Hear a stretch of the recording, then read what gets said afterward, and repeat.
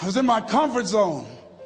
I was doing just enough to get by. I was working on a job. They paid me just enough to keep me from quitting, and I worked just hard enough to keep from getting fired. How many know people like that? Blink your eyes if you understand what I'm talking about. I was parked. I knew I could do more. But when my mama died, it took something out of me. When I went through a divorce, it took something out of me. When my best friend died, it took something out of me. I parked. And somebody said that life is like an onion. You have to peel it one layer at a time. And sometimes you cry. Life's going to happen to you when you have a dream. You're going to get slapped around. And don't take it personal. Don't ask, why did this have to happen to me? Why not you? Who would you suggest? You want to give us some names, some email addresses? And don't tell everybody. 80% don't care and 20% glad it's you. It's called life. Suck it up and move on. Get over it.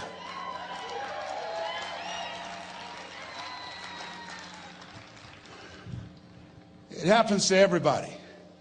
Here's the other thing: as you look at your goals and look at your dreams, when you're going through some stuff, repeat out to me, please. When things go wrong, don't go with them. Yes, write that down. When things go wrong, don't go with them. When you're working on a business deal, you're counting on some money. Someone said you will get the loan, and it falls through.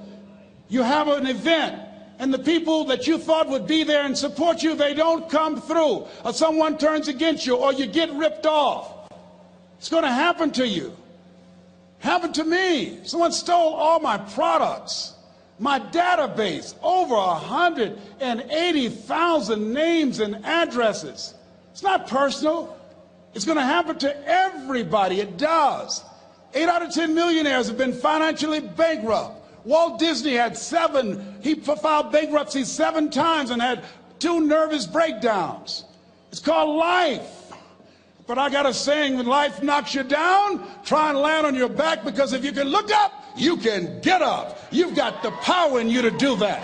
You've got something special. You've got comeback power. Here's the other thing. Let us say together, it's possible. It's necessary. It's me. Yes, write that down. It's me. Take ownership for your life. Nobody can live your dream for you but you. Nobody's going to take care of your business like you. Stop coming up with excuses. Don't give yourself permission to continue to live a small life. You can't fit a big dream into a small life. Give yourself permission to go for it, to test yourself, to challenge yourself, to live full. I like the saying, always strive to get on top in life, because it's the bottom that's overcrowded. The reason you're here is because there's something in you that says, I can do more. This just can't be it. There's something in you. There's a calling on your life. There's something in your heart that caused you to get dressed and spend the money to go to seminar after seminar and listen to message after message and speaker after speaker. Because there's something in you that tells you this is not it for you. You have not peaked here. There's more in you that you are expressing. Eye has not seen, ear has not heard, nor has entered the heart of mankind what's in store for you if you challenge yourself, if you persist and persevere, if you take ownership for your life. George Bernard Shaw said the people that make it in this life, they look around for the circumstances that they want, and if they can't find them, they create them. Create what you want. You have the power in you to do more than you can ever begin to imagine, to control your destiny, to make a difference in our children, to make a difference on the planet, to make an impact. Let us say together, it's me. And let us say together, it's hard. Say it like you know it. Say, it's hard. Ladies and gentlemen, it's hard. There are people who have seen their retirements taken away from them by the corporations that they work for. They were within 2 or 3 years of retiring, and they had it taken from them. The number one entrepreneurs in this country now are senior citizens. The number one employer, number two, McDonald's and Walmart. And there's nothing wrong with those jobs. I guarantee you those people did not have a plan to end up living their lives at the end of life with those types of jobs. And they didn't have a plan like you have, and while you're investing in yourself, not to.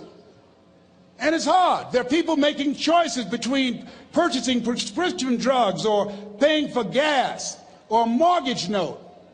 It's hard when you're working on a job for 20 years, 30 years, give them some good years, and then they come in and tell you, we've downsized. In other words, you're fired. And then you have to start all over again. How many of you know it's hard? Raise your hands, please. It's hard. And it's not fair. One of the things I like about T. Harv is he talks about work and investing in yourself. It's not fair when people are going up against that kind of stuff to tell them just think positive and be enthusiastic and everything will work out all right. Ain't that kind of party.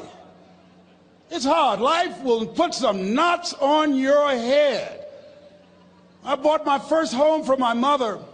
I was rushing, didn't know what I was doing, and I bought a home that had a lien against it. And they called me, Mr. Brown, yes, there's a lien against your property. We need $55,000 if you're going to stay there.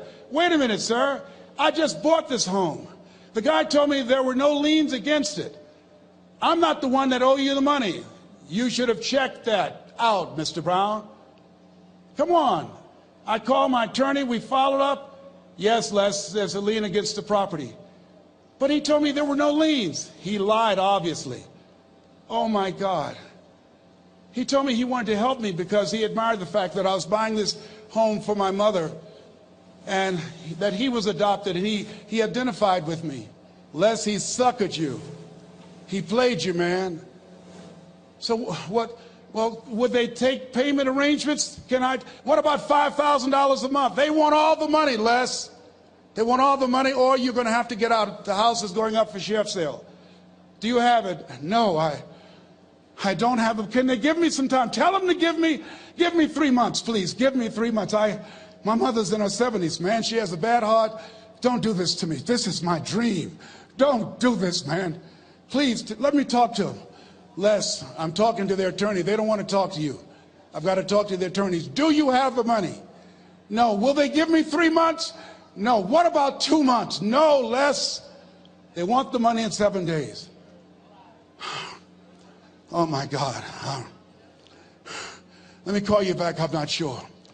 And I walked the floors thinking, God, how could this happen to me? I got to figure this out. I got to figure this out. And it seemed like the days were just ticking off. Thursday, I had to call them and let them know. They called me, Les, do you have the money? No, I don't. Friday, you have to leave. The sheriff will be there. You're going to have to leave, Les.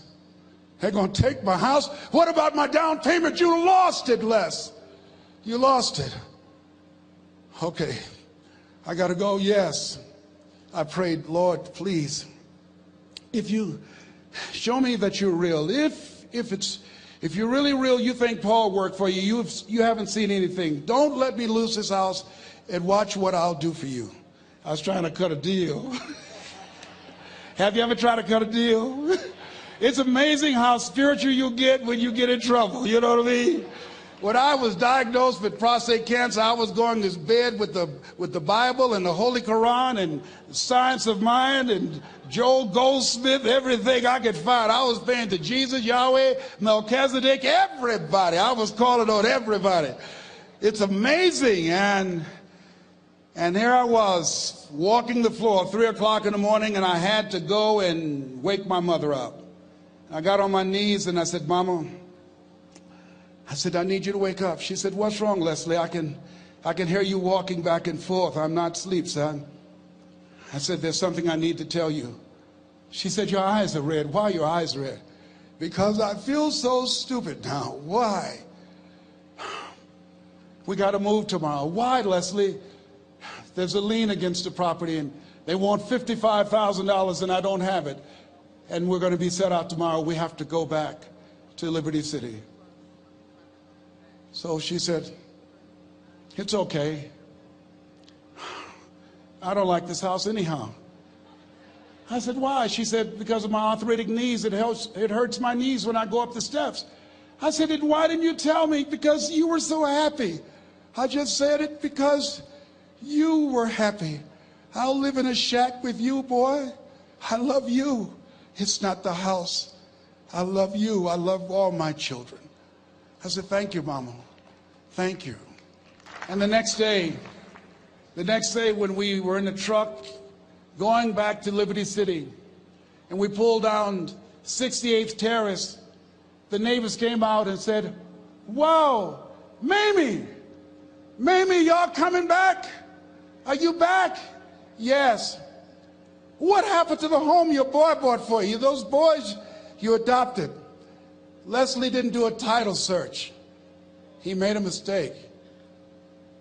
And boy, I was so humiliated. How many ever made a mistake that you were just humiliated? Raise your hands. I was devastated. I was taking the furniture off the truck, and my mother came, and I was crying. And she said, boy, I said, yes, ma'am. She said, hold your head up. I said, Mama, I can't. She said, hold your head up. I said, why? Look what I've done. She said, it's okay. It's okay. You are going to make a lot of mistakes in life, young man. You're going to fail your way to success. You have nothing to be ashamed of. Keep your head up and take that furniture back in the house. I said, yes, ma'am. And I learned something from that. If you ever go through something, hold your head up. If you ever make a mistake, hold your head up. If you ever do something that everything goes wrong, life catch you on the blind side, hold your head up.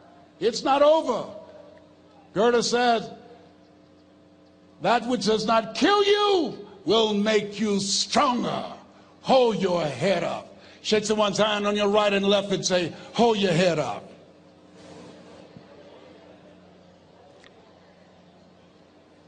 Here's something else, ladies and gentlemen. Repeat after me, please. You got to be hungry. Everybody together, you got to be hungry. I'll never forget Mr. Washington said, Mr. Brown, yes, sir. What do you want to do with your life, young man? I said, sir, I want to be a disc jockey. He said, Mr. Brown? I said, yes, sir. He said, you got to be hungry. I said, what do you mean by that? He said, people that are hungry are willing to do the things today others won't do in order to have the things tomorrow others won't have. People that are hungry are willing to invest in themselves. People that are hungry will go to seminars and workshops. People that are hungry are always searching, always seeking higher ground. So how do you want to make it? I said, I want to be a disc jockey. He says, good. Here's what to do. He said, I want you to read 10 to 15 pages of something positive every day. He said, you don't get in life what you want, you get in life what you are. You must program yourself to success. He said, I want you to listen to Earl Nightingale and Zig Ziglar. Listen, faith comes by hearing and hearing and hearing. He said, I want you to change your relationships. And I don't want you to ever lose your hunger. I said, what do you mean by that? He said, people that are hungry are unstoppable. People that are hungry are no matter what people. They make it happen no matter what. He said, I want you to listen to Paul Harvey. Who is he? He's the world's greatest communicator. Success leaves clues, young man. Always listen and follow people who are doing what it is you want to do at the level you want to do it, and learn from them. I told T. Hobb when we were standing by the stage, I said, hey man, I want to work more with you. I want you to coach me. I want to learn from you. See, I found you're never too old to learn and you're never too young to teach. Always have a thirst for learning. So I listened to Paul Harvey every day on the radio. While in school, I would go out and listen in his car. He gave me his keys. I was working to develop myself. And I continued to listen to motivational messages, and he would take me to see the late Dr. Norman Vincent Peale, who wrote the book, The Power of Positive Thinking. I toured with him before he passed. You You have something special. You have greatness within you. Don't allow your circumstances to determine who you are. Don't allow your negative thoughts to hold you back. You have something special. You can do more than you can ever begin to imagine. Dr. Peel was an incredible man. I admired him. When he spoke, he gave me goosebumps. I can feel him in my heart. And I never forget, we were coming back to the school, and Mr. Washington said, Mr. Brown, yes, sir. When Dr. Peel spoke, you didn't move. When he spoke, you were hanging on every word. When he spoke, we didn't have to tell you to sit down and be quiet. Why?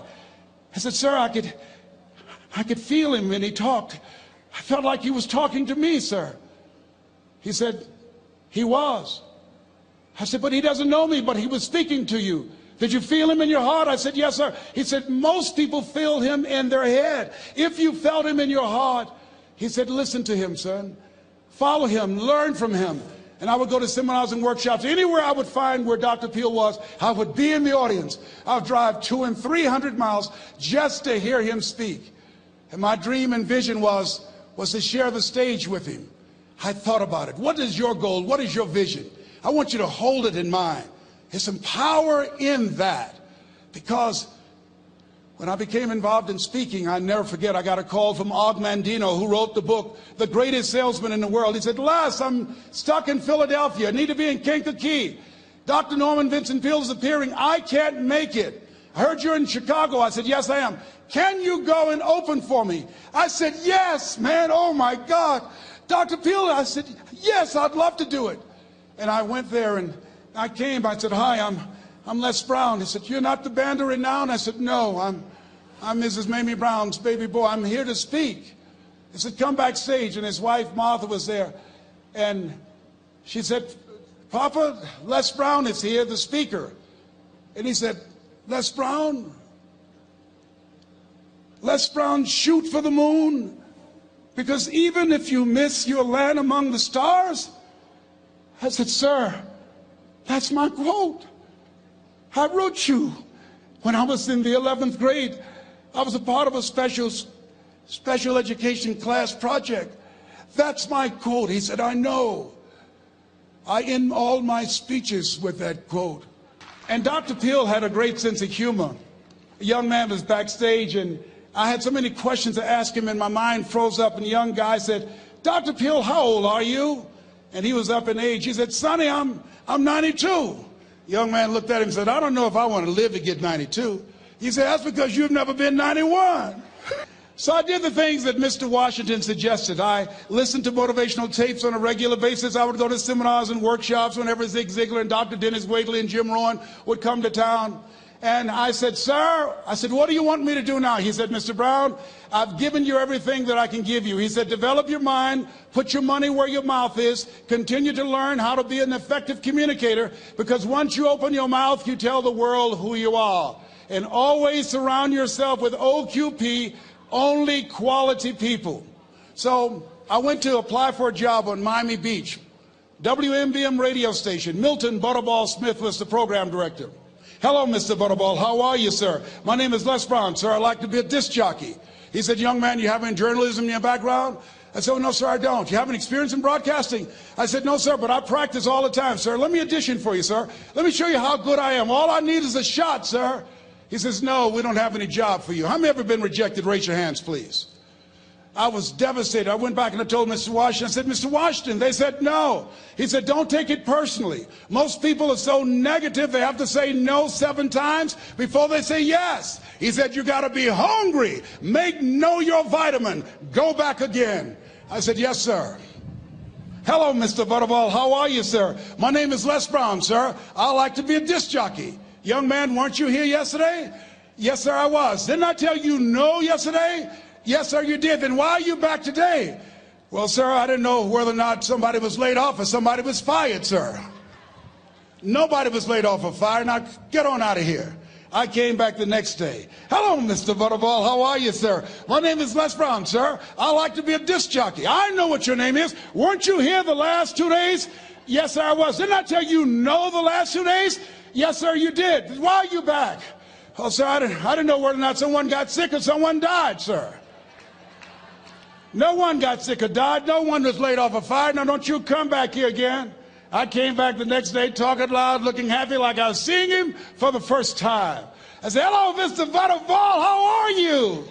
He looked at me with rage. He says, go get me some coffee. I said, yes, sir.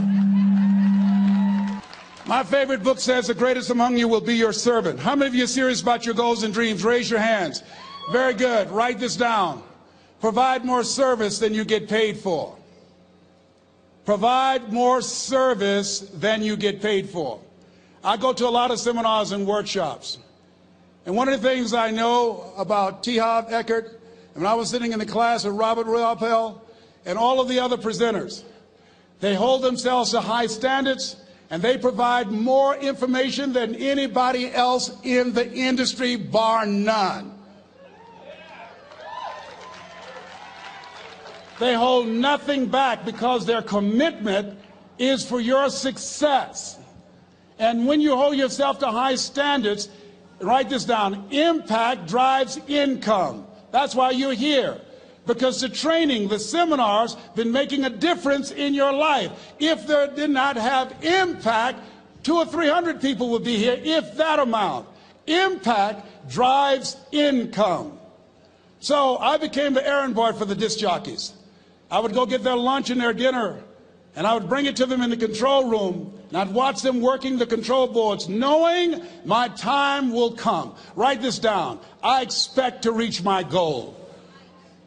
Yes, you want to operate with a spirit of expectation. I expect to reach my goal. So I started preparing for the next position. Never forget one quote that I heard. As you look at your life, you look at your goals and dreams. It's better to be prepared for an opportunity and not have one than to have an opportunity and not be prepared. If you expect to reach your goal, prepare yourself now. And so then pretty soon, the guys at the station, they begin to take a liking to me. Write this down. Build relationships. As you're aware, people deal with people that they know, like, and trust. And so they would say, Leslie, yes, sir. Come here, yes. Come outside. Who did this? Oh, your car? Yes. Who cleaned my car? I did, sir. I would wax their cars on the weekend, inside and out. How much do you charge? Oh, nothing, sir. I just sworn to help out. I was providing more service than I got paid for. I was building relationships. They said, whoa, look here. Donna Ross and the Supremes are coming to town. The Four Tops and the Temptations. Here are my car keys. Pick them up for me. Take them to the Fontainebleau Hotel on Miami Beach. I said, yes, sir. I would drive them all over Miami Beach in their big, long Cadillacs. I didn't have any driver's license, but I was driving like I had some.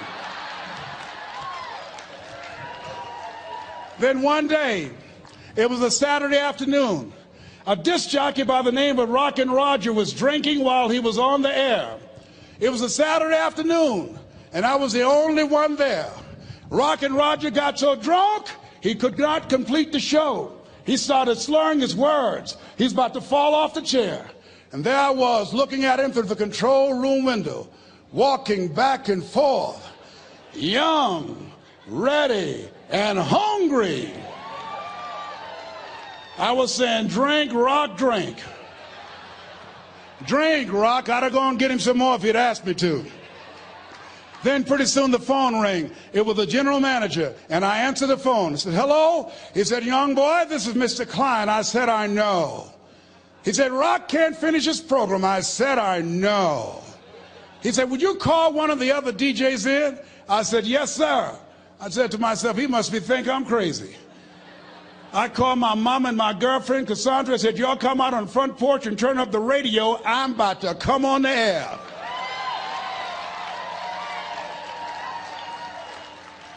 I waited for about 20 minutes, and I called him back. I said, Mr. Klein, I can't find nobody. He said, young boy, you know how to work the controls? I said, yes, sir. He said, go in there and segue the records, but don't say nothing here. I said, yes, sir. I couldn't wait to get old Rock out of the way.